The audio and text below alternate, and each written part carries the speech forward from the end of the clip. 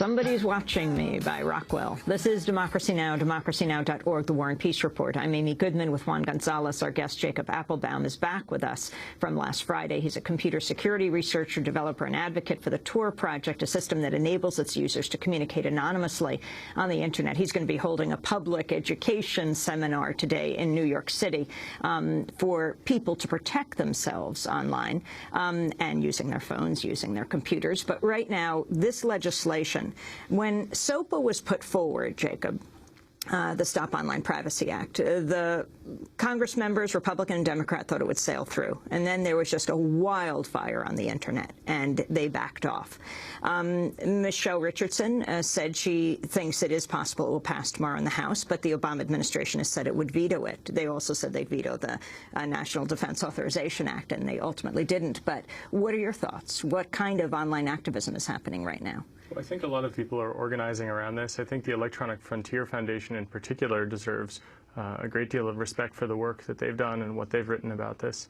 For example, they show pretty clearly that this is a dramatic expansion of essentially powers of surveillance, not just in terms of the government, but in terms of corporations and their ability to be held liable. So there is this extremely scary part of the bill with a 2-year statute of limitations.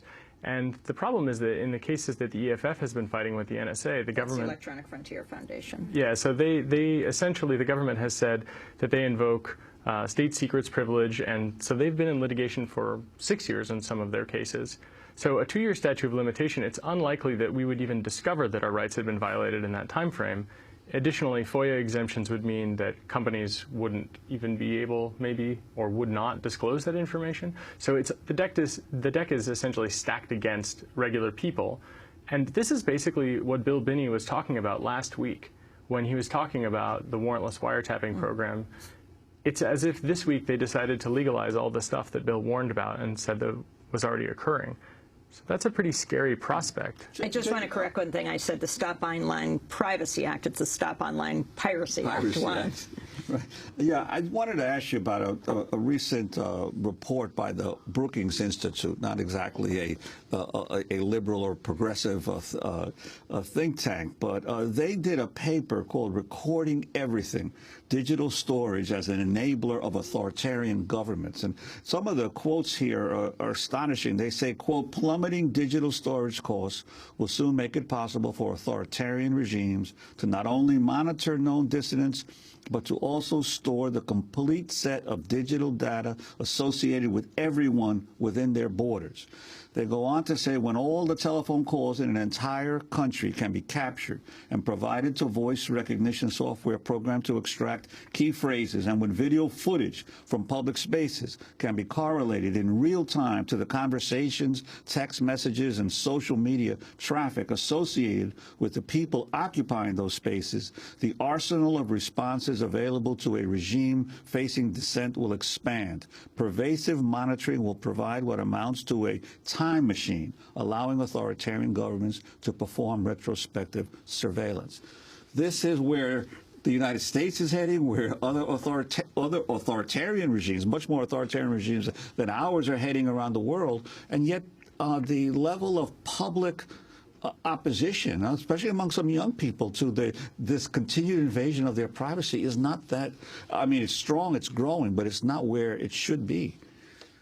Yeah, it's pretty concerning. I think one thing that's important to note here is that it's not a theoretical thing. For example, the WikiLeaks spy files showed that this kind of dragnet surveillance of all the phone calls of a country is in fact a product that is often sold. I believe it was Libya that purchased some of this equipment from a company called AIMSYS in France. So it seems to me that people will try to dismiss it and say, well, they'll never be able to analyze that kind of data. But that's the problem they've been working on for the last 20 years, but especially in the last 10 years.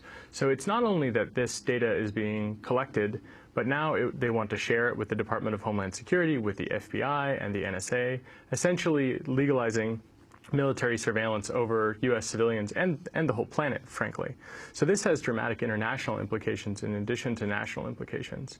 And this is the same FBI that abuses the national security letters that have been given to them in the U.S. Patriot Act, that abuses their authority on a regular basis. And they want to be without some kind of judicial oversight for all of their actions.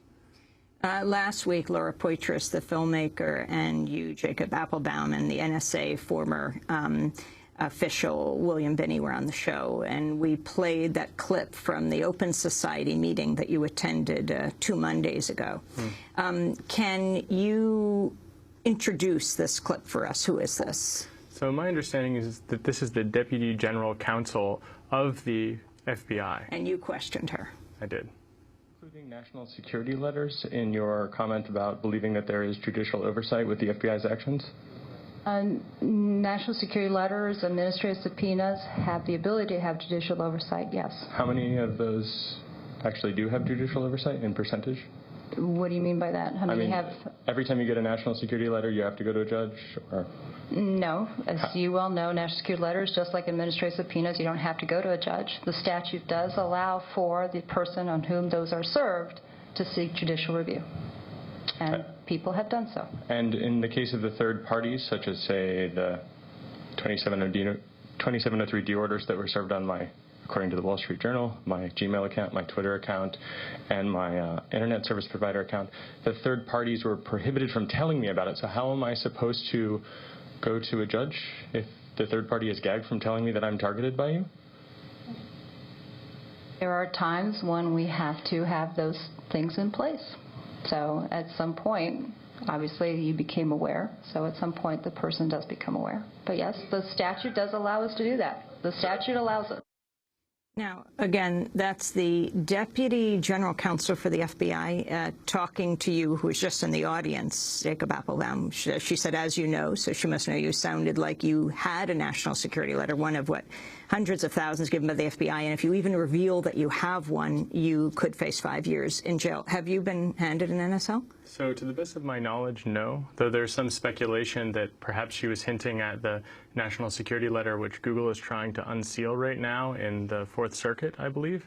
So it could be that she just accidentally disclosed that there is a national security letter about me, and as I well know, could be some kind of allusion to that, which, if that's the case, then I hope that they hold her accountable for that kind of disclosure, since that seems to be something like they like to do to lots of people. So see if they hold their own accountable, if that's true. And otherwise, maybe she was just suggesting I know quite a lot about this. But then the content of what she said and how this fits in with this legislation?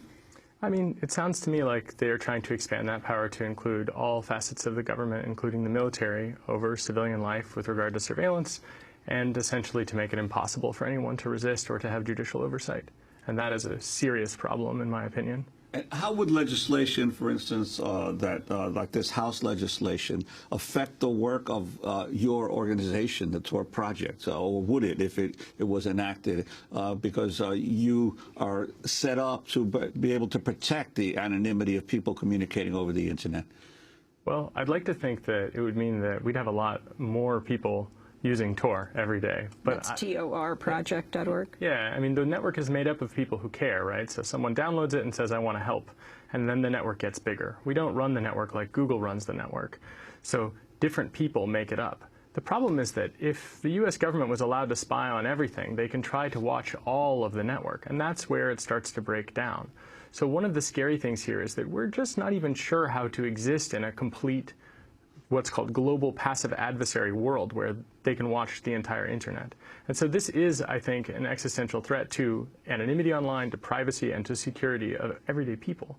I mean, according to the Electronic Frontier Foundation, basic privacy practices that EFF recommends, like using the anonymizing service of Tor or even encrypting your emails, could be considered an indicator of a threat under the Senate bills.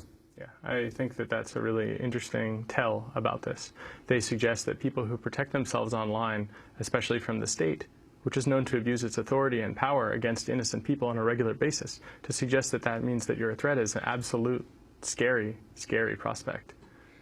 Let's go to William Binney, who you were on with last week, the National Security Agency whistleblower who appeared on Democracy Now! We asked him about the NSA's practice of collecting and storing emails. Do you believe all emails the government has copies of in the United States? I believe they have most of them, yes. And you're speaking from a position where you would know, considering your position in the National Security Agency. Right. All they would have to do is put various NARIS devices at various points along the network, at choke points or convergent points where the network converges, and they could basically take down and have copies of most everything on the network. That, again, National Security Agency whistleblower William Binney. He spent nearly 40 years at the agency, but retired about a month after September 11, 2001, due to concerns over unchecked domestic surveillance. But after 9/11, all the wraps came off for NSA, and they decided to, between the White House and NSA and CIA, they decided to eliminate the protections of U.S. citizens and collect on domestically. So they started collecting from a commercial, the one commercial company that I know of that participated, provided over 300, well, probably on the average about 320 million records of communications of a U.S. citizen to a U.S. citizen inside this country. What company? AT&T. It was long-distance communications. So they were providing billing data. At that point, I knew I could not stay because it was a direct violation of the constitutional rights of everybody in the country. Plus, it violated the Pen Register Law and Stored Communications Act, the Electronic Privacy Act, the Intelligence Acts of 1947 and 1978. I mean, it was just a whole series of, plus all the laws covering federal communications governing telecoms. I mean, all those laws are being violated, including the Constitution, and that was a decision made that wasn't going to be reversed, so I could not stay there. I had to leave. That was NSA whistleblower William Binney. I mean, he's saying some explosive stuff. 6 years later, in 2007, the FBI raided his home, pushing aside his son, his wife held. He was in the shower. He also is a diabetic amputee. They put a gun to his head, the FBI. He was never charged with anything. This is a man who worked for the NSA for almost 40 years. Talk about the significance of what he's saying here, from Norris to reading all the email. Sure. I mean, basically what he's saying is that the government is lying about what they are doing and what they have done, and they have not been held accountable in the last 10 years. And so when they want to dramatically expand their ability to do these things in a so-called legal manner, it's important to note what they're trying to do is to legalize what they have already been doing and to suggest that they will be held accountable in a system where they already are not held accountable when they're breaking the law. So if it were legal, it seems incredibly fishy that things would change and it would somehow improve, when in fact it seems to be just getting worse. So what Binney is saying here is amazing, because he spent 40 years at the NSA. To get a guy like that to come onto a show like this and to talk with us is an incredible thing. I mean, that says to me that he believes that it is a threat to national security in a way that everyone should be concerned about. We have to wrap up, but I want to go to the Whitney event you had, the Whitney Art Museum, on Friday night, where a document was handed out listing the addresses of 8 possible domestic NSA interception points. What are these points? What are they? Well, I think it's important for people to recognize the agency that they have every day in their life. And so if the NSA is doing surveillance, as Mark Klein showed from AT&T's side, I thought it would be interesting to... He exposed AT&T spying on Americans. With the NSA. Calls. So these addresses are addresses, I believe, are potential domestic NSA interception points, similar to the ones that Mark Klein exposed.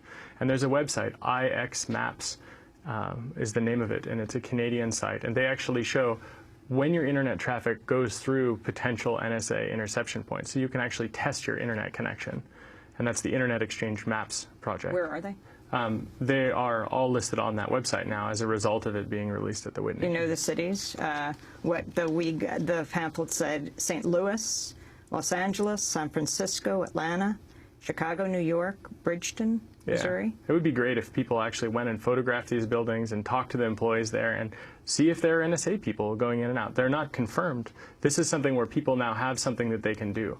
I mean, what they also need to do is visit the Electronic Frontier Foundation's website, EFF.org, and actually take action against CISPA. We have to stop this legislation from passing. It is an incredible threat to our privacy, and it is a militarization of cyberspace. I want to point out one last thing, and that is that the chair of the Intelligence Committee, Mike Rogers, he's the former FBI agent. He made headlines in August of 2010 when he called for the execution of accused Army whistleblower Bradley Manning for allegedly leaking secret documents to WikiLeaks. Rogers appeared on MSNBC. Any of the operations of a soldier in the field that's released could lead to their death. that is an act of treason, and an act of treason is a capital offense, and it should be. That's my point. I argue that anyone that releases information of a classified nature to the enemy, to a third party that our enemy uses, is an act of treason. That is the chair of the Intelligence Committee, Republican Congressmember Mike Rogers of Michigan, who is the author of CISPA. Final comment, Jacob Appelbaum. Blowing the whistle on war crimes should not be a crime. We're going to leave it there. Jacob Appelbaum is doing a public security lesson today from 12 to 3 at 56 Walker Street in New York City. Jacob Appelbaum, computer security researcher, developer, and advocate for the Tor Project. That's torproject.org, which enables its users to communicate anonymously on the Internet. This is Democracy Now!